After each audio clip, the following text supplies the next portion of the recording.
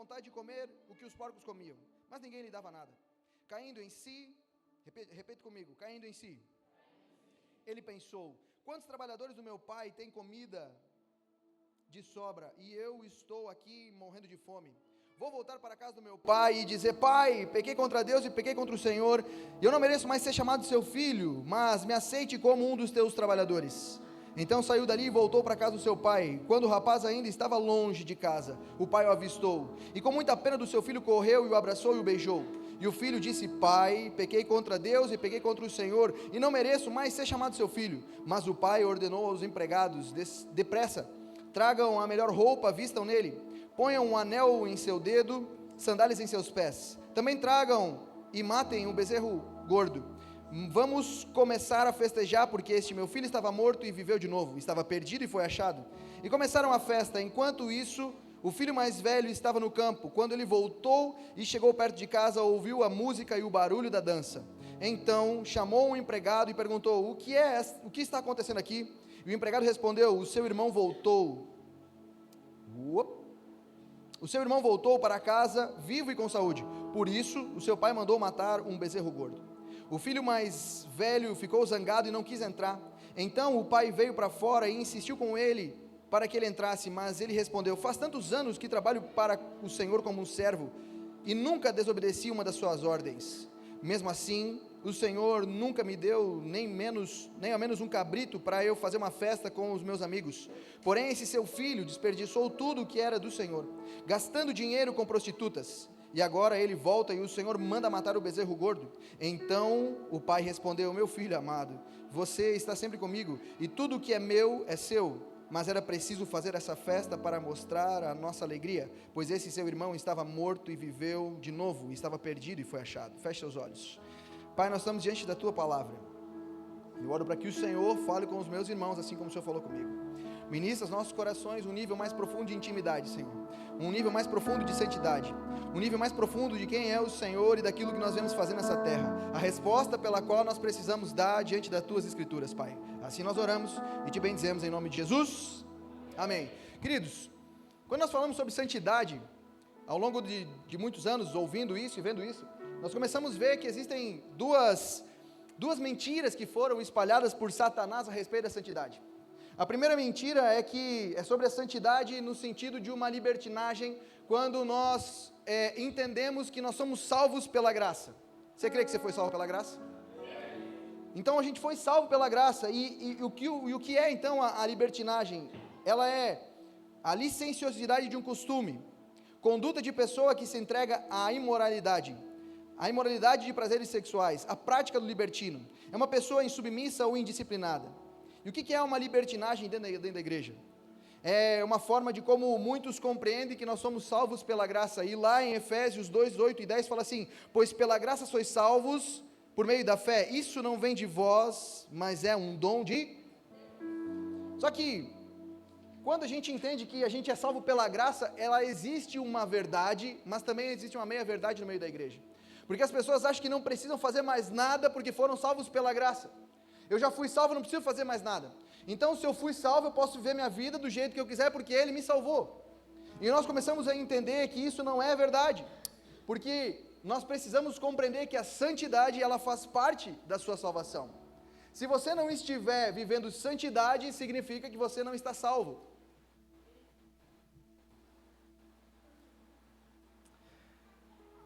Por que a santidade faz parte da nossa salvação? Não é uma forma de conquistar a salvação, mas é uma forma de evidenciar que fomos salvos. Então, se o cara não evidencia, através da sua santidade, que ele foi salvo, nas suas práticas diárias, essa pessoa ainda não foi salva.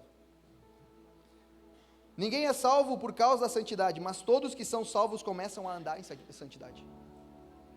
Então, você precisa compreender que você foi salvo por Deus, você foi salvo por Jesus, através daquele sangue derramado no madeiro, através daquele fio que se rompeu da minha alma, e Ele costurou.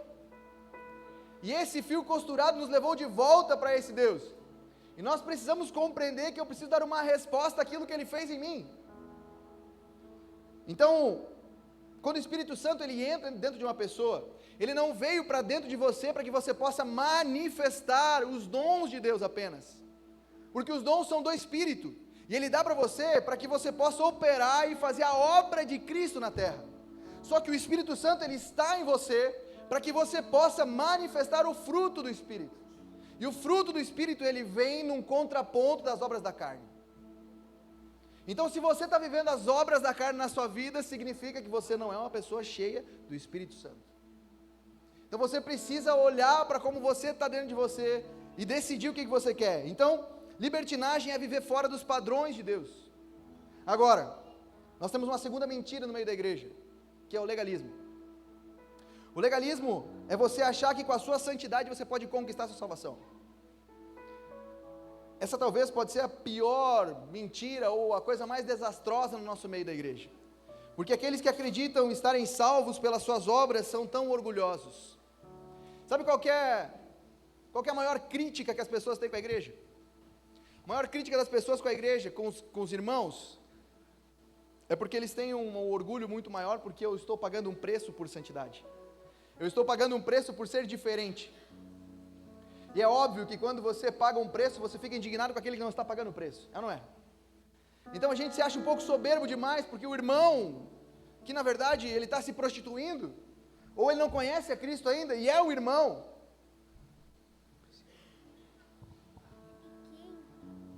É de quem? Quem perdeu? É sua. Pode ir.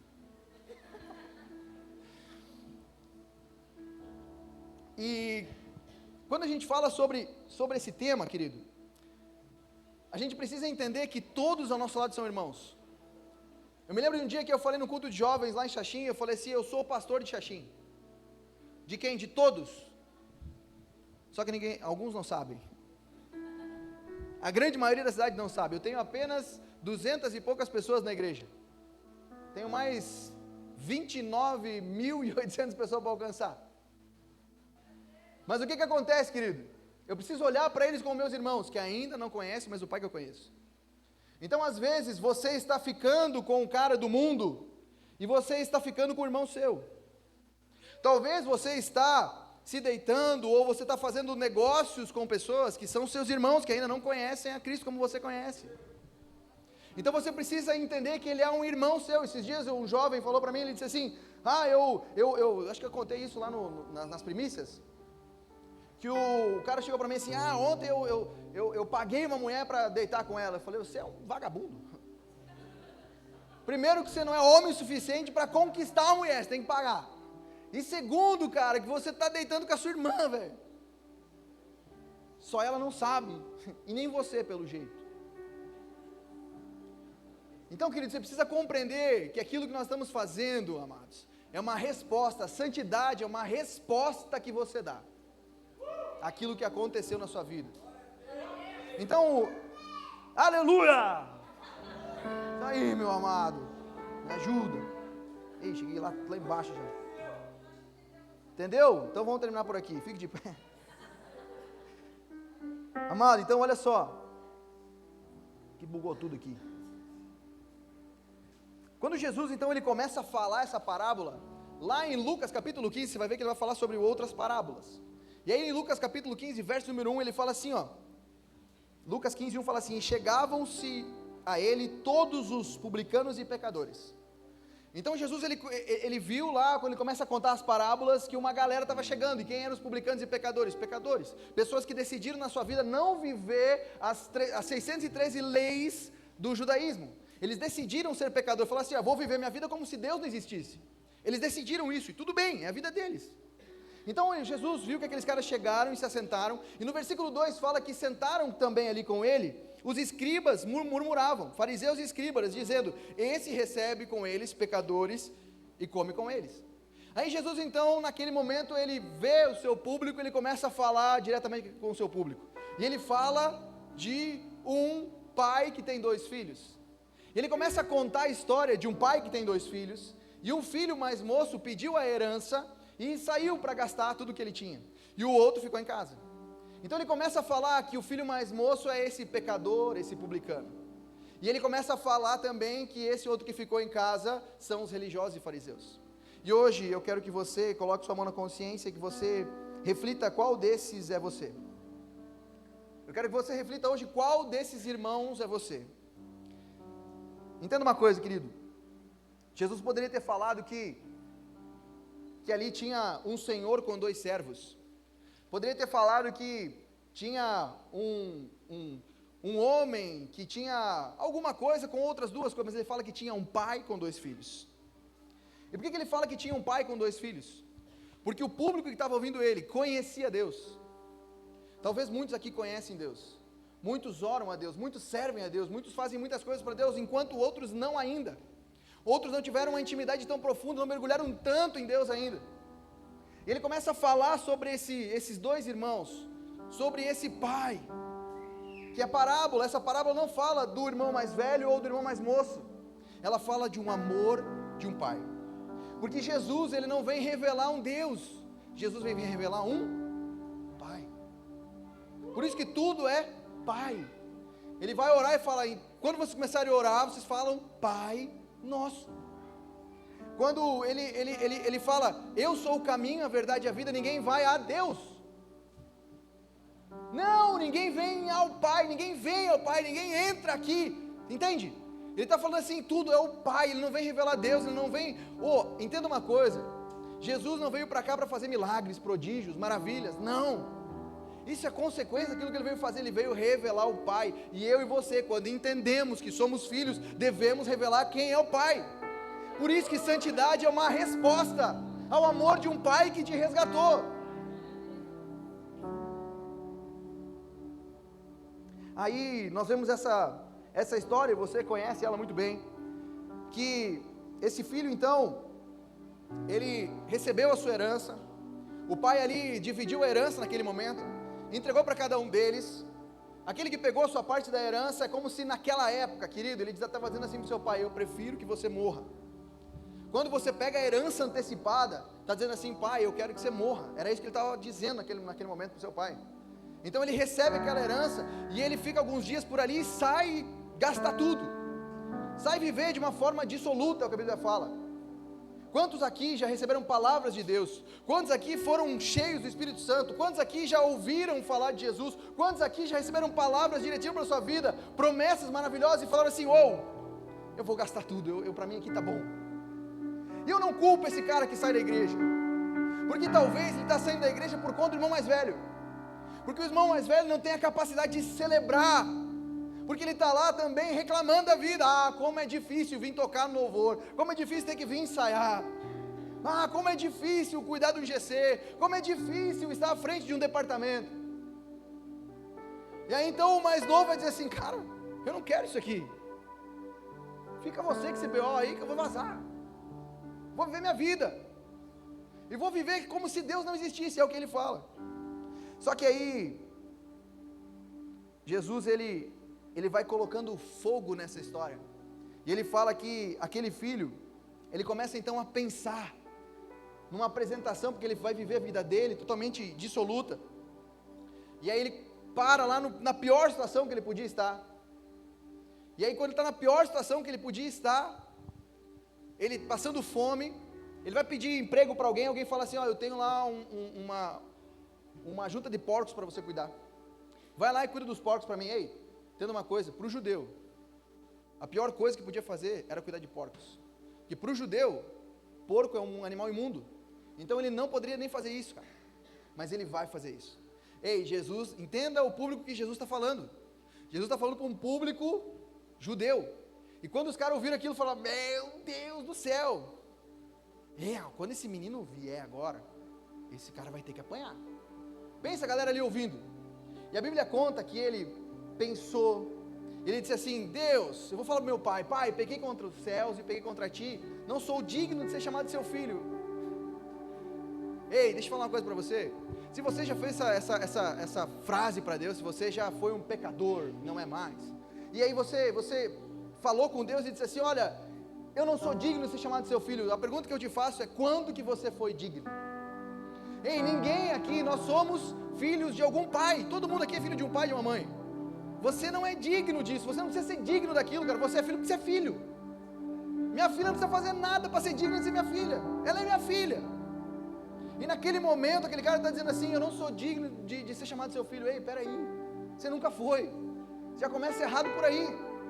Você está vendo o pai errado. E aí, ele fala que aquele filho então pensando nisso, ele pega o caminho de volta, ele começa a voltar, e o seu pai estava na varanda. Eu fico imaginando essa história, aquele pai todos os dias chegando na varanda, olhando e esperando o filho voltar, e aquele filho não voltava. O irmão mais velho trabalhando e chegando em casa e vendo o pai na varanda. E aquele pai na varanda daquela casa, esperando por muito tempo, até que de repente, lá no fundo, no meio do caminho, ele vê o filho. E ele levanta então, e ele vai de encontro àquele filho. E a Bíblia conta que ele vai correndo. Jesus é massa quando você começa a entender a história, porque ele fala assim, e o pai correu na direção do filho. Ei, entenda uma coisa, um patriarca nunca corre, um patriarca nunca vai correr, porque ele não podia levantar as suas vestes, ele não usava calça, era uma vestimenta comprida, como se fosse uma saia, e se ele levantasse aquelas vestimentas, ia mostrar as pernas dele, e mostrar as pernas é sinal de vergonha. Ei, aquele pai não está nem aí porque iam falar dele, porque iam pensar dele, ele sai correndo em direção àquele filho, e aquele filho vem com o discurso pronto, e quando ele vai chegando com aquele discurso pronto, querido, ele chega para o pai e fala: pai, eu não sou digno de ser chamado de seu filho, pequei contra os céus, pequei contra ti, torna-me como um dos teus servos. E o pai não ouviu nada do que o filho falou. Ei, olha aqui para mim. Ei, presta atenção. Esse pai sai correndo e abraça um filho cheirando porco, cheirando sujeira, cheirando esterco. Alguém já foi no chiqueirão? Só de passar perto você fede. Ele estava trabalhando. Aquele pai não queria nem saber. Ele abraçou aquele filho, deu um beijo no rosto, sujo, cagado de porco. E ele olha para aquele cara. O filho falou: olha, eu sou o pior, não mereço nem estar aqui. Ele nem ouve, ele fala assim: ei, traz uma roupa nova, traz um anel, traz as sandálias, vamos colocar no pé dele. Ou, outra coisa, mata o bezerro mais gordo que nós tiver aqui, para nós fazer uma festa para esse louco, e convida todo mundo. Quando ele fala mata o bezerro gordo, não era para uma festinha de 6 pessoas, uma festinha para a comunidade inteira. Matar o bezerro gordo significa: eu estou fazendo uma festa para todo mundo aqui da comunidade, porque o meu filho estava morto e voltou. Aí pensa comigo, cara, que doido, pensa que massa, olha que massa, nós estamos lá na festa, voltou o que estava morto, voltou o que se prostituiu, ele voltou, e nós estamos na festa, nós aqui estamos na festa. Pense você na festa, e você não sabe por que é a festa. Aí nós começamos a perguntar para o Tiago, por que é a festa, tu sabe? O Tiago: não sei. Por que é a festa? Não sei. Daí alguém sabe por que é a festa. Ele vai dizer assim: não, a festa é porque o cara fez tudo errado. A festa é para o cara que ele vendeu tudo que ele tinha, ele se prostituiu, ele acabou com a vida dele, acabou com os bens que o pai dele deu, e nós estamos fazendo uma festa porque ele está aqui. Nós vamos fazer uma festa, vamos contratar um DJ, porque o cara gastou tudo que ele tinha, ele está todo errado, nós estamos fazendo uma festa para ele. Já pensou, já parou para pensar nisso? É isso que estava acontecendo, amado. Uma festa para aquele que gastou tudo, que estava todo errado. Que pai é esse, amado? Ei, quando nós falamos que Deus é um pai, coloque em sua cabeça: Ele é um pai, mas não é o seu pai. Ele é um pai diferente do seu pai. E por melhor que seja o seu pai, o nosso pai eterno, Ele é maior, melhor do que todo pai que você já ouviu falar ou você teve. Deus é um pai muito melhor que o nosso, querido. Esse filho, ele voltou, e ele não voltou com diploma de medicina, ele não voltou com diploma de engenharia, ele não voltou para fazer uma festa porque ele estava formado em alguma coisa, ele voltou fedendo porco, amado. Só que a Bíblia conta que além desse irmão, tinha um outro irmão também na casa, e esse, quando ele fica sabendo da festa, ele chega lá e ele pergunta: o que está acontecendo aí? Teu irmão estava morto, voltou, teu pai está fazendo uma festa, não vou entrar porque não é justo, estou aqui trabalhando, e eu vou ficar aqui. E o que esse pai faz? Sai da festa e vai buscar o outro que está lá fora. E ele ainda fala assim: filho amado, vamos lá para dentro, esse teu irmão estava morto e reviveu. A primeira coisa que eu quero que você entenda é que santidade tem a ver com um pai. Santidade tem a ver com um pai, não tem a ver com você. Tem a ver com um pai que um dia te amou. E a primeira coisa que Jesus fala nessa parábola é que santidade tem a ver com o pai. E a segunda coisa, Ele quer nos mostrar o que é o pecado. E é bem interessante porque pecado é tudo aquilo que nos desconecta de Deus. Pecado é amartia, é errar o alvo. E aqui nós temos dois tipos de pessoas. Primeiro, os liberalistas, que é muito claro ver quem são. São aqueles que vivem dissolutamente. São aqueles que vivem em pecado. São aqueles que olharam e disseram assim, cara, não vou viver esses mandamentos aqui, não quero viver isso, vou viver minha vida como se Deus existisse. E lá no final a gente vê o que vai dar. Isso é claro para todo mundo, certo? Só que nós temos o segundo, que são os legalistas. E o legalista, ele chega para o pai e fala assim, pai, eu nunca desobedeci uma ordem sua. E o pai não fala nada. O pai não disse, lembra aquele dia que você errou? Não, o pai concorda com aquilo. Deixa eu falar uma coisa para você. Você pode obedecer todos os mandamentos de Deus. Você pode obedecer os 613 mandamentos e mesmo assim não estar em santidade. Você pode estar vivendo a tua vida reta aos seus olhos, mas não está vivendo em santidade, porque o seu coração está corrompido. O problema dos dois irmãos era o mesmo. O pecado dos dois era o mesmo. Eles amavam mais as coisas do pai do que o pai. Ei, quem é você aqui? Cada um encontrou uma estratégia para ter as coisas do pai. O mais moço perguntou, me dá a parte da herança que eu vou vazar. Vou ver do jeito que eu quiser. A estratégia que ele usou foi essa. E o outro usou uma outra estratégia. Vou fazer tudo o que ele mandar. O que o pai me disser, eu vou fazer. Vou seguir os mandamentos. Sabe aquele cara que está na igreja, que faz tudo certinho? Sabe? Tudo, sabe? Ponto a ponto. Ele não tu olha para ele assim, não tem o que você falar para ele. Um cara irrepreensível. Conhece alguém assim? Você olha para aquela pessoa e fala assim, cara, esse cara, ele é muito certo. Só que esse cara, talvez, ele está com um coração dizendo assim, ei, cadê meu cabrito? Ele vai fazer tudo certo para chegar uma hora e dizer assim, cadê meu cabrito? Na oração dele, ele vai dizer assim, ei, eu quero isso. Me dá isso por quê? Porque eu estou andando certo. Ei, eu já fui ser legalista. Me lembro de um dia que eu estava orando para entrar na Unimed, vivendo em santidade com a Manu, separado dela, e aí nós orando a Deus, e eu precisava entrar na Unimed para gente casar, para ter dinheiro para casar. E aí eu lembro que eu orava e Deus me deu uma palavra que eu ia entrar, que eu ia trabalhar na Unimed. Eu tinha uma palavra de Deus para isso, e não era uma palavra que eu ouvi, uma palavra de Deus ali, na Bíblia. E aí o que aconteceu? Uma quarta-feira de manhã me liga da Unimed falando assim, olha só, Rafa, seguinte, nós vimos que a outra pessoa, ela é mais capacitada para a área, então você foi descartado e vai ficar outra pessoa, beleza? E eu na hora, beleza. Saí dali, liguei para o pastor Thiago. Liguei para ele e falei assim, cara, Deus me deu uma palavra, era meu, e ele tentou defender Deus, falou assim, cara, talvez você ouviu errado, sabe? O líder tentando ajeitar, talvez não era bem aquilo, na oração, não sei, tu pode, sabe, não tem entendido direito. Eu falei, não. E aí eu sei que fiquei pirado aquele dia. Desliguei do pastor, liguei para Manu, falei para ela, ela disse assim, você já agradeceu? Eu falei, você tá louca? Vou agradecer como, cara? Acabei de perder, nós não vamos casar mais, mano. Eu só queria casar com você. Quer acabar com essa vida aqui, já sabe, de solteiro, entrar logo nesse casamento de uma vez. Não aguento mais. Quem aqui está em santidade aguenta, né? Então tudo é boa. Os hormônios se converteram. E eu lembro que ela falou isso aí, eu peguei e falei, tá louca, desliguei o telefone. Aí almoçamos, sabe quando você almoça aquele clima pesado, ruim, porque você está estressado, né? Aí eu lembro que eu deitei na cama, sempre depois do almoço eu ia dormir, deitei, quando botei a cabeça no travesseiro, eu ouvi a voz dela, tipo o pica-pau assim, você já agradeceu? Você já agradeceu? Você já agradeceu?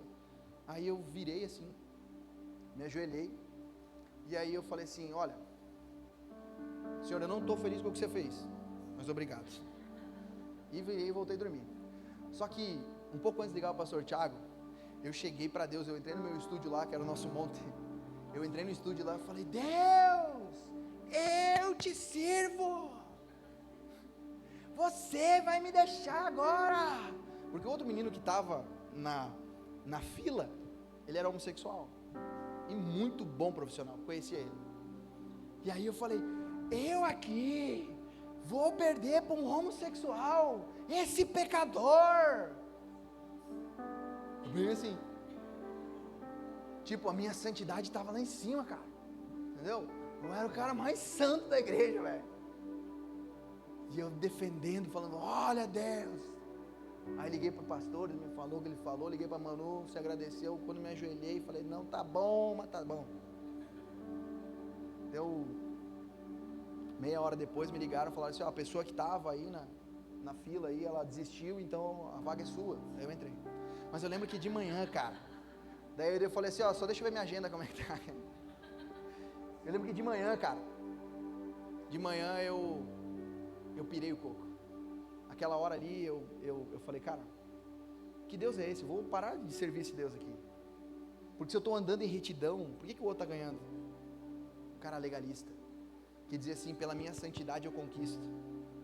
Talvez tem pessoas aqui que entraram na sua vida legalista e estão orando ou jejuando para ter coisas para a sua vida que não vão glorificar a Deus naquilo que vão fazer, apenas para ter as coisas do Pai, mas não ter um relacionamento com o Pai. Tem aqueles que são libertinos, e esse libertino muitas vezes, entenda uma coisa, o libertino é aquele que tem merda na cabeça, a Bíblia fala. O libertino é o que tem merda na cabeça. Abre comigo Filipenses 3,19. Quem é o libertino? Filipenses 3,19 fala assim, o fim deles é a perdição, o Deus deles é o ventre, e a glória deles é para a confusão deles mesmos, que só pensam nas coisas terrenas. O Deus deles é o ventre deles, só pensam nas coisas dessa terra. O que tem no ventre, amado? O que tem na barriga? Se o cara só come o que está na barriga, só faz aquilo que está aqui dentro, na cabeça dele só tem merda. Por isso que ele só faz coisa errada lá fora, mano. Por isso que ele só quer comer aquilo. Qualquer motivo de prazer para ele está bom. Quem é você nessa história? Há pecado na sua santidade, porque talvez você ama mais as coisas do Pai do que o Pai. Entenda uma coisa, tem pessoas que Deus ainda não deu as coisas para ela, porque sabe que vão se perder. Tem gente orando para receber coisas de Deus, e Deus está dizendo assim, ei, não adianta dar para você, porque eu sei que a hora que você tiver, você vai gastar tudo. Assim como tem gente que está cheio de coisas e não consegue celebrar o que tem. Ei, talvez você não é esse cara que tem tudo e não está celebrando. Está sempre pedindo algo a mais, querendo algo a mais. E aí eu quero terminar falando do terceiro ponto.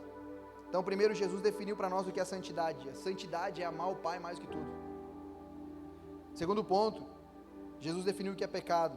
Pecado é um coração distante de Deus. E terceiro, ele redefiniu o que é salvação. Entenda uma coisa, salvação é uma ideia de Deus e não nossa. Não somos nós que aceitamos Jesus. Talvez nesse dia aqui, a nossa oração é, Deus, quem que você quer aceitar aqui hoje? Ei, salvação é um pai correndo em direção ao filho que está perdido. Salvação é Jesus vindo ao mundo ao nosso encontro. É um pai que sai e vai ao encontro de um filho no meio do caminho todo sujo. É um pai que sai da festa e vai buscar o filho. O filho mais moço, ele sentiu falta do que quando ele estava lá junto com os porcos? Quando a Bíblia fala que ele caindo em si, o que ele sentiu falta? O que vocês acham? Hã? O quê? Lucas 15, 17 fala assim, o filho mais moço não voltou pelo pai, ele voltou para comer o pão. Caindo em si, disse, quantos trabalhadores do meu pai têm pão? Ele continua voltando para casa por causa do pão e não por causa do pai. Só quando ele chega em casa, ele tem uma festa.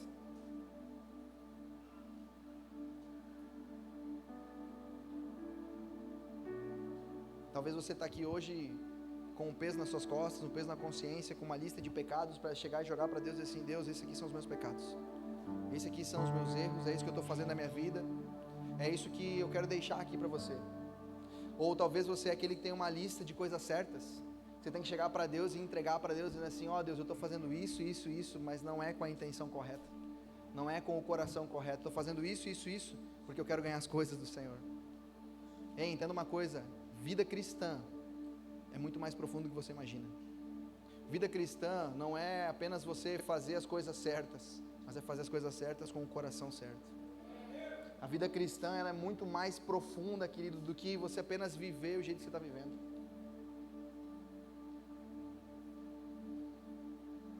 E Jesus encerra nos mostrando o que é a santidade verdadeira.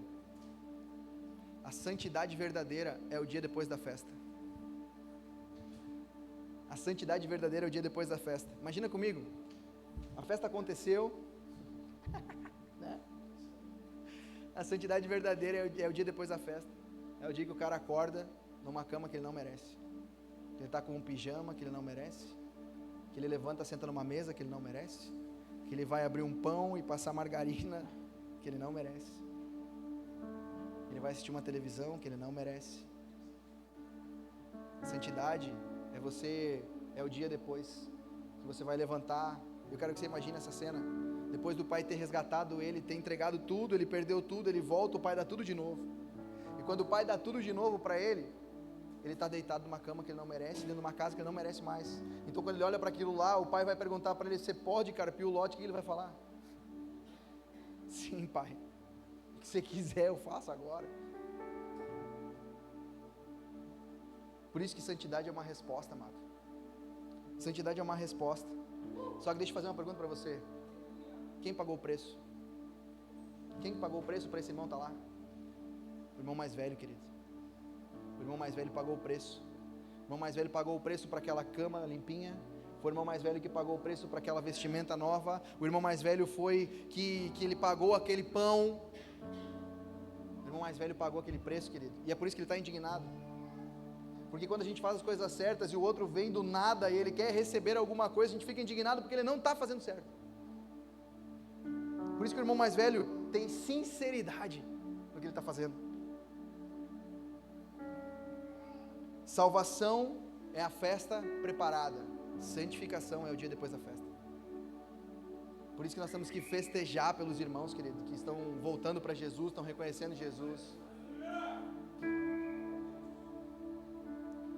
Deixa eu falar uma coisa para você. Voltar para Deus, ou se achegar a Deus é de graça.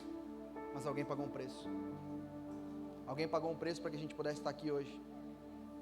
Quem pagou o preço da nossa cama quentinha, quem pagou o preço do nosso acesso a Deus, foi o nosso irmão mais velho. E esse irmão mais velho, ele não está preocupado. Ele não está fora da festa. Ele não está lá fora esperando, ele está lá dentro. Ele está lá conosco. Por isso que a gente fala que Ele é o Rei dos Reis. É por isso que a gente celebra que Ele é o Senhor dos Senhores. Ele pagou o preço por mim e por você, amado. Quero chamar o louvor, quero que você fique de pé.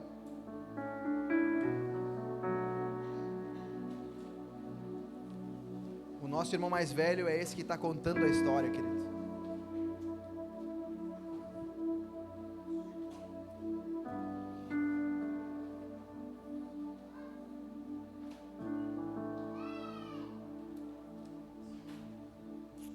É por isso que eu estou aqui hoje à noite para chamar a sua atenção. Eu estou aqui essa noite para chamar você a uma responsabilidade, querido. Essa igreja sempre foi conhecida pelo nível de santidade que a gente andou. Em todas as áreas. A gente erra demais, meu Deus. Mas a gente tem sempre um coração no Senhor. Jovem, você foi chamado para viver em santidade. Você foi chamado para fazer a diferença onde você entrar. Você não foi chamado para ser mais um. Você foi chamado para viver e ser a diferença nessa terra. Por isso que andar em santidade não tem como você olhar para frente. Santidade não é olhar para frente. Santidade é olhar para trás, pelo que Ele fez. Santidade é olhar para trás e pelo que Ele fez, e agora eu sou uma resposta daquilo que Ele fez. Por isso que santidade é uma resposta, amado. É uma resposta àquilo que Jesus fez na minha e na sua vida. Por isso que eu quero que nessa noite você reflita na sua vida, se você é um libertino ou um legalista. Se você é o que pegou a herança e saiu de casa, ou é o que está em casa com uma mente de escravo, pensando apenas em servir. Ou você é aquele que deixou o seu chamado de lado para viver uma vida para os seus próprios prazeres, aquele que está em casa sem celebrar nada. Será que você é o irmão que voltou por um prato de comida ou é aquele que está brabo porque teve que repartir herança de novo? Ei, Jesus não está brabo comigo e com você não. Ele não tem problema nenhum de repartir herança com a gente. E Ele está aqui para repartir essa herança. Quero que você feche seus olhos, quando a gente vai adorar o Senhor mais um pouco. Eu quero que você reflita nisso. Santidade não é isso aqui, querido. Santidade não é esse dia de festa. Santidade é amanhã quando você voltar para sua casa. Santidade é na segunda-feira quando alguém vier te perguntar alguma coisa. Santidade é na segunda-feira quando alguém vier te oferecer alguma coisa. Santidade é você olhar e dizer assim, cara, eu preciso abrir mão desse sentimento, ou abrir mão disso aqui, ou abrir mão desse outro aqui, para viver aquilo que Deus tem para mim. Feche seus olhos, amado. Tanto que eu trabalhei, tanto que eu me desgastei, tanto que o sol me queimou, cuidando da vinha que não era minha, tentando achar o meu valor, tentando te impressionar. Será que um dia eu poderia ser suficiente? Tanto que eu